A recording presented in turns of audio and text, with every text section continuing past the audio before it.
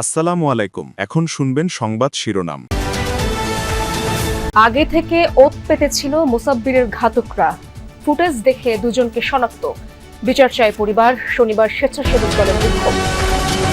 মার্কিন visa bond তালিকায় নাম ওঠায় অন্যান্য দেশেও জটিলতায় পড়তে পারে বাংলাদেশিরা, কিছুই করার নেই সরকারের।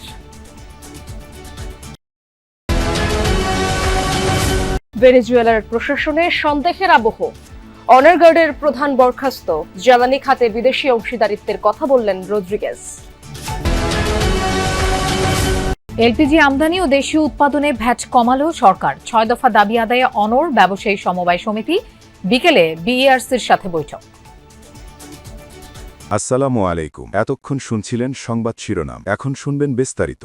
শুটাররা আগে থেকে ওত পেতেছিল, সুযোগ বুঝে স্বেচ্ছাসেবক দল নেতা মোসাব্বিরকে এলোপাতাড়ি গুলি করে পালিয়ে যায় তারা। সন্দেহভাজন দুজনকে শনাক্তের চেষ্টা করছে পুলিশ। কারওয়ান বাজারে চাঁদা তোলা নিয়ে কারোর সাথে দ্বন্দ্ব ছিল এমন তথ্যের উপর হত্যার মোটিভ কিনা এ নিয়ে তদন্ত চলছে। তেজগাঁও তেস্তুরি বাজার এলাকায় আহসানুল্লাহ গলি থেকে দৌড়ে পালাচ্ছে দুই যুবক। তারা অস্ত্রধারী। সন্দেহভাজন এরাই মোসাব্বিরকে এলোপাতাড়ি গুলি করে। সিসি ফুটেজে দেখা যায় সন্দেহভাজন দুজন ঘটনার পরপরই এই যে তেস্তুরি বাজারের গলি, এই গলি দিয়ে তারা বেরিয়ে যায়। একজন যায় কারওয়ান বাজারের ওই পাশটায়, আরেকজনকে দেখা যায় যে ফার্ম গেটের এই দিকটাতে পালাতে। পুলিশের ধারণা এই দুজনই মোসাব্বিরকে হত্যা করেছে। সিসি ফুটেজে যাদের দেখা যাচ্ছে তারা নাকি সেদিন বিকেল থেকে ওই গলিতেই ঘোরাফেরা করছিল বলে জানায় এলাকাবাসী। আমরা দুপুর থেকে দেখছি যে এরকম ছিল, তো আবার কিছুক্ষণ পরে দেখি হঠাৎ নাই। আবার ওরা হয়তো বিভিন্ন কালক্ষেপণ করতে চাইছিল, যে বা লোকেশনটা বুঝতে চাইছিল যে কোন সময় থাকা উচিত। ওরা কি দুপুর থেকে এই গলিতে ওদের? হ্যাঁ, বারবার ওরা গেছে আসছে, এরকমই মনে হয়েছিল। মানে এখানে বসা ছিল। মোসাব্বির ভাই ফোনে কথা বলতেছে, এই গলিতে আসার পরে তো পিছ থেকে একটা বাইক আসছিল, ফার্স্টে একটা গুলি করছে। মোসাব্বির ভাইয়ের শরীরে লাগে নাই, তো এগুলিতে ঢুকছে বাঁচার জন্য ঢুকছে, তো এগুলিতে আর যাইতে পারে না। পরে এগুলি থেকে বের হয়ে মানে মেন রাস্তা দিয়ে দৌড় দিব, সেকেন্ডের ভিতরে বাইক আয় পড়ছে, মানে এই সামনে দিয়ে আসার পরে বাইকটা থামানোর সাথে সাথে 4টা গুলি করছে ঢুকে। স্থানীয়রা বলছেন মোসাব্বিরের সঙ্গে কারওয়ান বাজারের এক যুবদল নেতার সাথে দ্বন্দ্ব ছিল। কারো মতে নিজ এলাকায় প্রভাব বিস্তারও হতে পারে কারণ। পাশের গেটের সামনে দৌড় যায়, হঠাৎ করে পড়ে গেছে। পড়ে যাওয়ার পরে অনেকে আইসে দৌড়াদৌড়ি করে পরে একটা ভ্যানে করে নিয়ে গেছে হসপিটালে। হত্যার ঘটনায় মামলা করেছে পরিবার। আসামি অজ্ঞাত 5 জন। পুলিশ জানায় অন্ধকার গলিতে যুক্তরাষ্ট্রের ভিসা জামানতের তালিকায় বাংলাদেশের নাম ওঠার দায় নেবে না সরকার। পররাষ্ট্র উপদেষ্টা বলছেন, আগের সব সরকারের নীতির জন্য এই পরিণতি। জানান, যুক্তরাষ্ট্রের সোশ্যাল কার্ড বা সামাজিক সুরক্ষা গ্রহণকারীদের তালিকায় বাংলাদেশিরা শীর্ষে থাকায় এমন সিদ্ধান্ত খানিকটা প্রত্যাশিত। এদিকে এই ঘটনায় দেশের ভাবমূর্তি নষ্টের পাশাপাশি অন্যান্য দেশের ভিসার ক্ষেত্রেও প্রভাব পড়তে পারে বলে শঙ্কা বিশেষজ্ঞদের। যুক্তরাষ্ট্র একটু ভালো থাকার আশায় বিভিন্ন দেশের অসংখ্য মানুষের কাঙ্ক্ষিত গন্তব্য দেশটি। সেই স্বপ্ন আরও কঠিন করে তুলেছে ডোনাল্ড ট্রাম্প প্রশাসন। সম্প্রতি অভিবাসনের সেই সব কঠিন শর্তের বেড়াজালে বাংলাদেশেরও নাম। ভিসা নিতে সর্বোচ্চ $15,000 অর্থাৎ প্রায় 18 লাখ টাকা জামানত দিতে হবে মার্কিন দূতাবাসে। এই তালিকায় আছে গৃহযুদ্ধ বিধ্বস্ত আফ্রিকার প্রায় ব্যর্থ কিছু রাষ্ট্র, এশিয়া ও মধ্য আমেরিকার অতি দরিদ্র কিছু দেশ, যুক্তরাষ্ট্রের কালো তালিকায় থাকা কিউবা, ভেনেজুয়েলা সহ মোট 38টি দেশ। দক্ষিণ এশিয়ার নেপাল, ভুটান থাকলেও নেই পাকিস্তান, এমনকি আফগানিস্তানেরও নাম। কেন বাংলাদেশের এই পরিণতি, আর এর দায়ী বা কার? আমেরিকানদের স্ট্যাটিস্টিক্স দেখেছেন যে যারা ওখানে ওদের সোশ্যাল সিস্টেম থেকে এভাবে গিয়ে পয়সা নেয়, তাদের মধ্যে বাংলাদেশিদের সংখ্যা সর্বাধিক।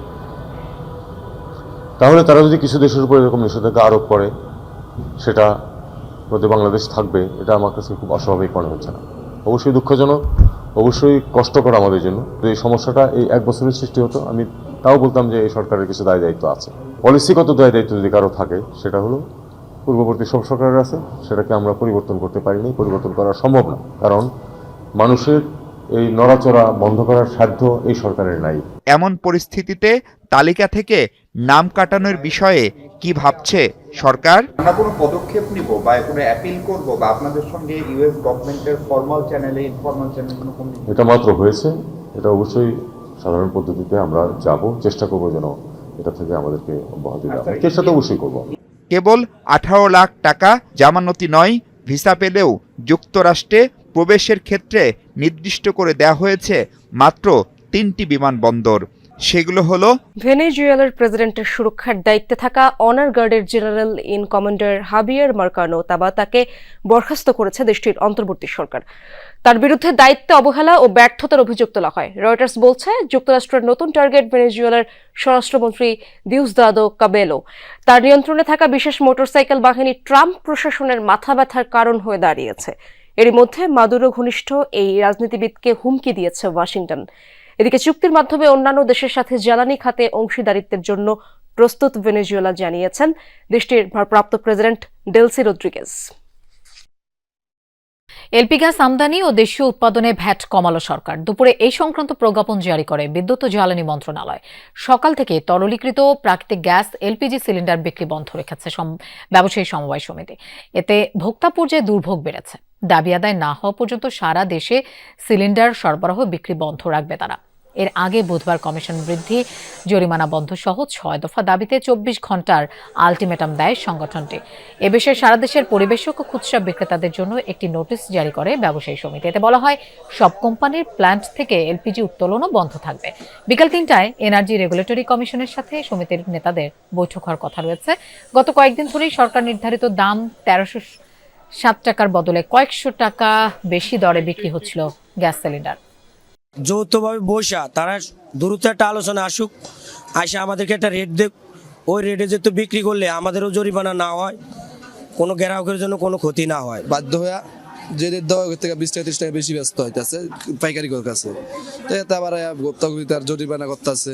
এই জন্য শুধু শুধু জরিমানা দিয়ে তো তার আমাদের লাভ নেই, এই জন্য আমরা বন্ধ করে দিচ্ছি। আগে যেরকম আমরা 1200 বা 1250 কিনতাম, এখন এটা 1800 লাগে।